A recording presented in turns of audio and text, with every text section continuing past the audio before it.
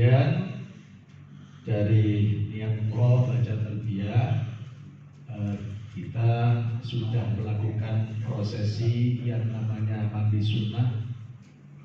Kemudian juga sudah suci, sudah memakai wangi-wangian, sudah memakai pakaian ihram. Kemudian sudah niat ihram. Ketika sudah niat ihram, kita harus mengetahui tentang larangan-larangan ihram. Karena kita gelombang pertama, niat ihram itu berada di Bir Ali. Ketika kita berada di Bir Ali, pertama yang harus dilakukan karena akan sholat sunnah, karena akan menempuh perjalanan jauh, maka harus dilakukan adalah kalau ingin ada hajat kecil besar masuk dulu, kemudian wudhu lagi, kemudian sholat sunnah, terus berjalan sampai ke Masjidil Haram. Dan di Masjidil Haram nanti naruh tas dulu, tas besar dibiarkan, tas kecil ditaruh di kamar. Langsung persiapan melakukan umrah, ya, umrah tamattu haji. Yang tawaf, sa'i, cukur, selesai kembali ke hotel istirahat. Nah, sebelum dilanjut, itu mukadimah. Saya perkenalkan diri dulu, dari sebentar saya kenalkan. Nama saya Mukhlis, sekarang di kantor jabatan saya Kasih Pendidikan Diniyah dan Pondok Pesantren. Saya dilahirkan di Turen 1965, mungkin ada orang Turen Pakedanan. Tapi saya mulai kecil berada di Kidul Pasar di belakang Masjid An-Nur, itu mulai tahun 80 sampai tahun 2001, dan sampai sekarang masih aktif di sana. Sekarang saya tinggal di Karangploso di Pondok Pesantren Al-Hidayah Karangploso. Setiap Sabtu pagi saya berangkat jam 3 ke setengah 4 ke Kidul Pasar, dan malam Senin saya berangkat ke Kidul Pasar karena masih mengajar di sana. Selain itu, kalau minggu pagi kemarin kita ajar tafsir di masjid saya, tafsir Jalalain. Dilanjutkan biasanya ke Nurul Qurbi di Batu, ATV itu. Dan malam Selasa kosong, malam Rabu di Masjid An-Nur Batu alun-alun, malam Kamis di Masjid Darussalam Kemas Belakang Pasar, malam Sabtu kembali ke tempat saya, malam Jumat di Darussalam Karangploso, malam Ahad berada di Darussalam Bumiaji. Itu sehari-hari saya.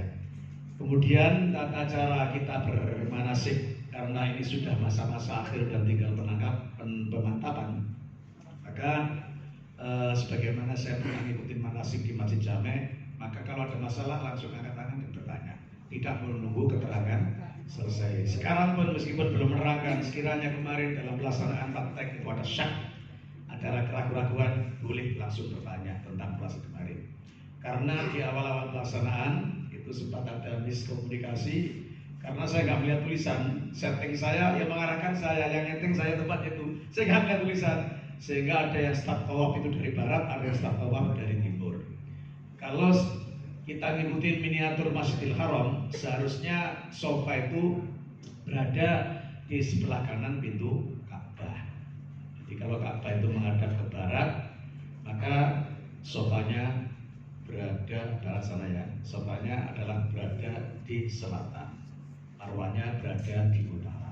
Karena kemarin Ka'bahnya itu menghadap ke selatan, seharusnya sofanya itu berada di timur dan marwahnya di utara. Jadi pertama selama saya, makanya dipanggil Bu penyuluh saya, saya di sini, seharusnya di sini. Ternyata tulisannya kayak gitu. Saya sadarnya baru di marwah. Ternyata sofanya ditaruh di marwah sana. Jadi biar nggak bingung, tapi di sana tidak akan bingung. Nah, mungkin orang memulai sa'i dari marwah. Ya, jelas semua pembimbing dan banyak petugas. Kalau tidak tahu kita tanya. Sofa pasti. Paling tidak dengan bahasa isyarat kita akan tunjukkan. Alhamdulillah, ya berkahnya pesantren, saya ditakdirkan ke Saudi 7 kali. Mulai 2007, 2009, 2011, 2012, 2014, 2015. Terakhir kemarin 2019. Jadi saya petugas terakhir pembimbing belum pandemi. Saya memiliki bukti-bukti karena semua kegiatan saya rekam. Karena kebiasaan saya di rumah itu di majelis taklim, sehingga meskipun di Madinah, dengan tanya KBH saya bawa kemarin, tiap pagi mengaji di depan Masjidil Haram, sehingga backgroundnya bagus. Cuma nggak bisa slide-kan saya. Saya banyak plus hanya ketika pengajian di hotel. Di hotel pun karena waktu zuhur itu biasanya jamaah capek, kecuali yang sangat muda-muda, Sehingga dia telepon setelah sholat zuhur, kita ada kultum, kemudian dialog. Ya. Setelah dialog kita sholat, biasanya masih ada dialog lanjutan. Orang-orang yang kurang puas masih ada masalah ketika dialog dengan jamaah yang banyak, 3 kloter itu satu masjid di hotel. Nah, biasanya saya habis sholat sunat itu masih dirubung lagi 10 orang, 5 orang masih tanya jawab lagi sampai selesai. Kalau pagi saya terbiasa menjawab pertanyaan di WhatsApp. Sepulang Masjidil Haram saya nggak langsung naik ke kamar, duduk di sofa depan, bukai WhatsApp. Biasanya ada pertanyaan-pertanyaan dari jamaah. Jadi jenengan sebagai jamaah hampir semua pegang HP, semua pertanyaan bisa ditanyakan baik langsung ya face to face datang ke ruangan ataupun melalui WhatsApp. Nah, WhatsApp itu lebih aman karena kadang-kadang kan ada orang bertanya itu malu. Saya tadi tahu seperti ini, ragu-ragu kan takon izin. Tulis saja di grup nanti kepada bimbingan jamaah. Kalau terkait pelayanan nanti tanyanya kepada ketua kloter. Bu, jedinge rusak, airnya tidak mengalir, air air minumnya kurang, itu semua ditanyakan kepada ketua kloter. Tapi kalau tentang ibadah, saya tadi kok begini, waduh saya tadi pas tawaf itu kentut, tapi saya mau wudhu tuh nanti ketinggalan takut. Nah, itu nyampaikan aja kepada pembimbing. Dan lebih cepat lebih baik saat peristiwa itu dengan lakukan, maka bertanya lebih cepat lebih baik, karena kita takut. Praktek saya ketika ikut manasik di Basori itu ada yang bertanya, orangnya sudah pulang ke Indonesia baru ditanyakan, yo boleh saya tuntut bagaimana saya tadi Pak kerikil tak pakai jimat bawa ke rumah. Padahal itu suruh kembalikan semua sampai Basori itu tidak boleh aneh-aneh karena saya dikakali.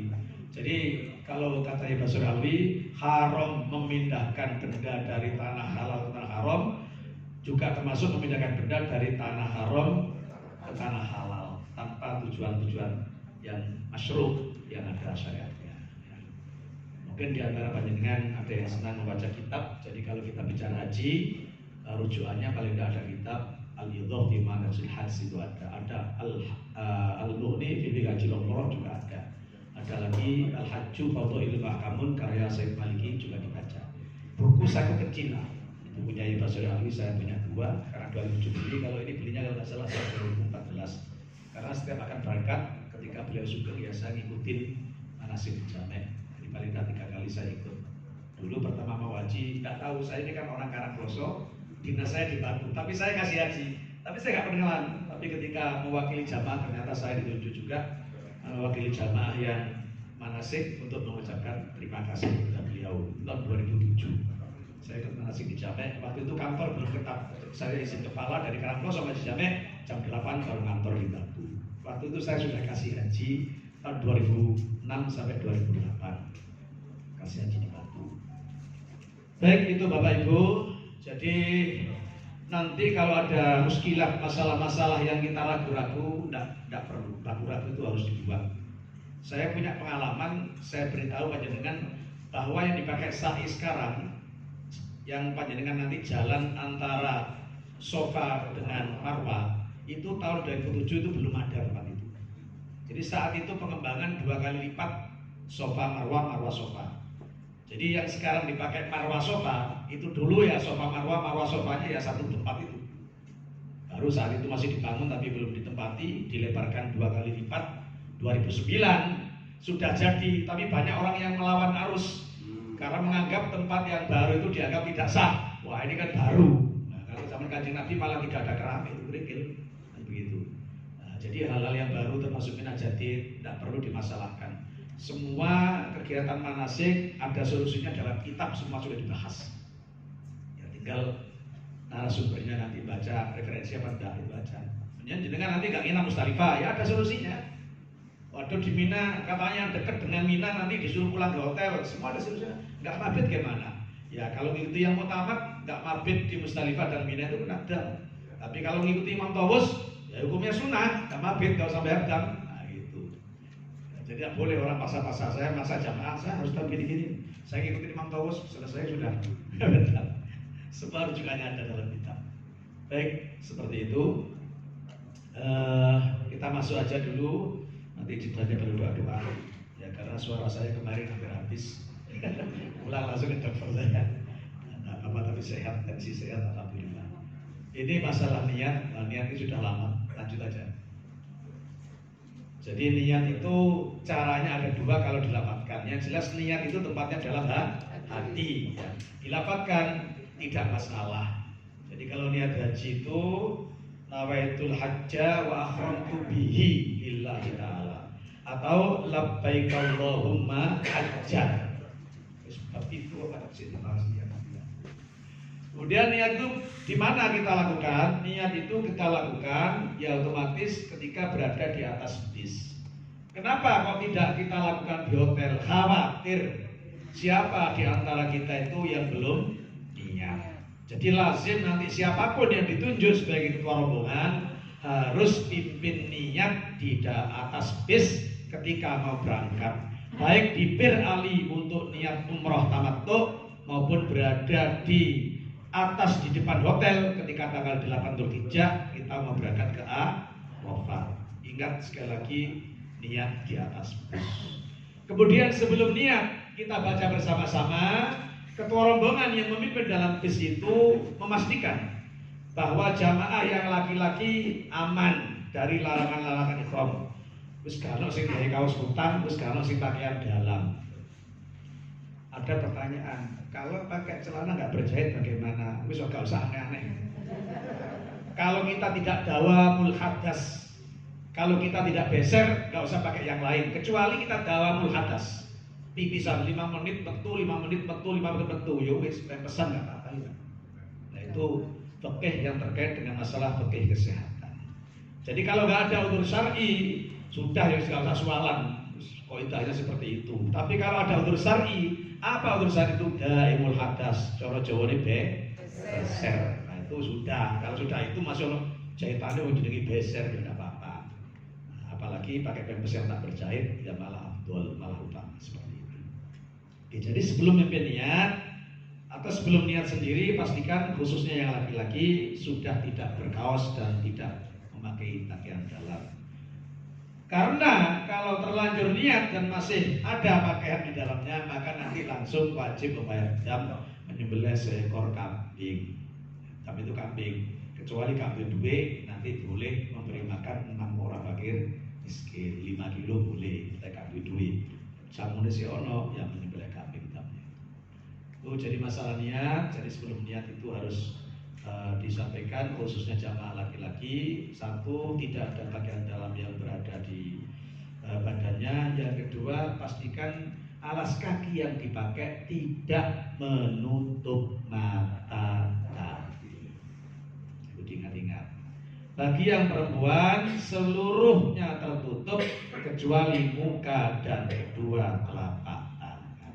Bagaimana memakai masker kalau situasinya memang secara kesehatan dianjurkan kita pakai itu termasuk darurah. Boleh saja nih maskeran itu ora oleh karena wajah gak boleh ditutup. Tapi karena banyak penyakit atau mungkin di sana hujan debu maka maskeran itu menjadi sesuatu yang dibolehkan. Baik, lanjut Bu. Tarwiyah.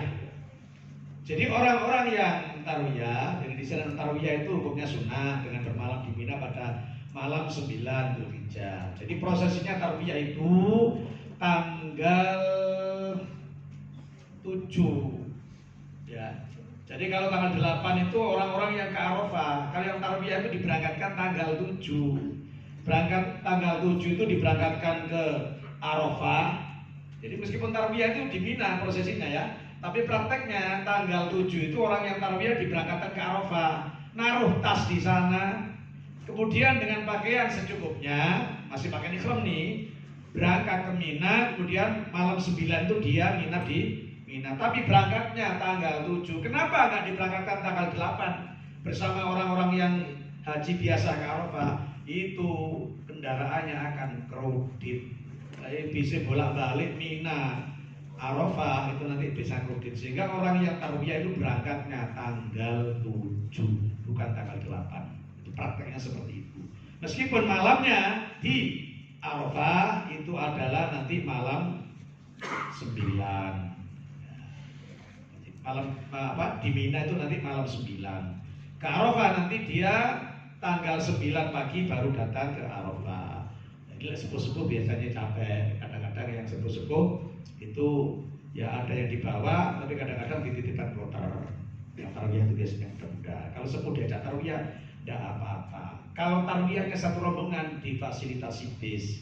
Tapi kalau yang tarwiyah satu kloter itu hanya 4 orang, biasanya dia tanazul, membuat pernyataan dia keluar dari rombongan, namanya tanazul. Sama-sama boleh. Tapi satu rombongan, satu regu biasanya difasilitasi bisnya juga. Kalau enggak nanti kan gabung kelompok lain ya. Kemudian disunahkan berangkat ke Arafah setelah terbitnya matahari pada tanggal 9 Dzulhijjah. Bagi kelompok-kelompok yang tarwiyah. Jadi ini baunya manasik sudah bau tarwiyah juga. Meskipun mayoritas tidak mengadakan ini. Saya pernah dialog dengan orang yang visinya nggak sama dengan saya. Madhabnya lah berbeda. Ya apa soalnya wah ikut tarwiyah lah, rutin jawabannya. Ternyata dia juga nggak sependapat kalau semuanya pakai tarwiyah. Karena memang pengaturan sirkulasi kendaraannya belum memungkinkan gitu ya. Sementara itu mungkin suatu ketika kalau sudah pakai kereta api ya sudah. Misalkan Saudi punya 2000 gerbong, nah, mungkin cukup untuk memuat 4 juta jamaah ketika haji itu normal. Sekarang baru 1 juta. Ini enak ya. Di Haji Akbar orangnya juga hanya 1 juta. Tapi tetap kita harus siap dengan segala situasi dan kondisi. Biasanya kalau pahalanya besar, biasanya ujiannya juga besar. Itu aja. Jadi senang aja, kan perlu takut mati di mana-mana mati. Nah, itu yang perlu saya bilang, jangan enak-enak atau bayang-bayang penak kok ya. Ya sama saja orang hidup ya enak dan tak enak. Saya enak kok itu surga, gak enak kok neraka. Kalau saya begitu. Namanya orang hidup ya begitu. Haji susah yang penting sah. Itu aja kuncinya. Lanjut Bu.